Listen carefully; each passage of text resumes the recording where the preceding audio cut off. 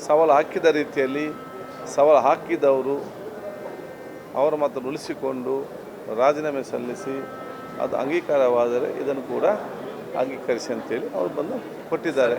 ಅದು ನಾವು ಪರಿಶೀಲನೆ ಮಾಡ್ತೇವೆ ಸರ್. ಇಂಥ ಫಾರ್ಮೆಟ್ ರೆಸಿಗ್ನೇಷನ್ ಮತ್ತು ಇಂಥ ಸವಾಲುಗಳಿಗೋಸ್ಕರ ರೆಸಿಗ್ನೇಷನ್ ಇದು ಒಂದು ರೀತಿ ರಾಜಕಾರಣದಲ್ಲಿ ಹೊಸದು ಸರ್. ಅಂದರೆ ಏನು ಹೇಳ್ತೀವಿ ಸರ್ ಇಂಥದ್ದು?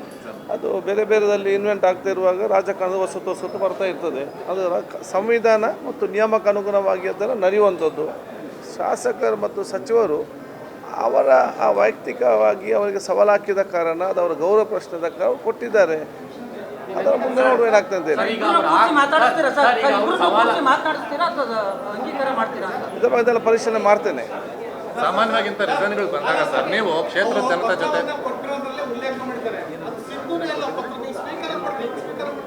ಹೌದು ಅಲ್ಲ ಜನಾಗನ್ನು ನೋಡಿ ನಾನು ಭಾಳ ಸ್ಪಷ್ಟ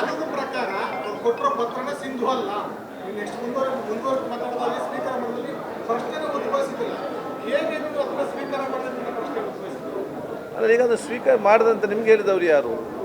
ಅದನ್ನು ನಾವು ಹೇಳಿ ಸಂವಿಧಾನ ಮತ್ತು ನಿಯಮಕ್ಕೆ ಮತ್ತು ನಮ್ಮ ಸಂಸದೀಯ ನಿಯಮಕ್ಕೆ ಅನುಗುಣವಾಗಿ ಲೆಜಿಸ್ಲೇಷನ್ ಏನಿದೆಯಾ ಅದಕ್ಕೆ ಅನುಗುಣವಾಗಿ ನಾವು ತೀರ್ಮಾನ ತಗೊಳ್ತೇವೆ.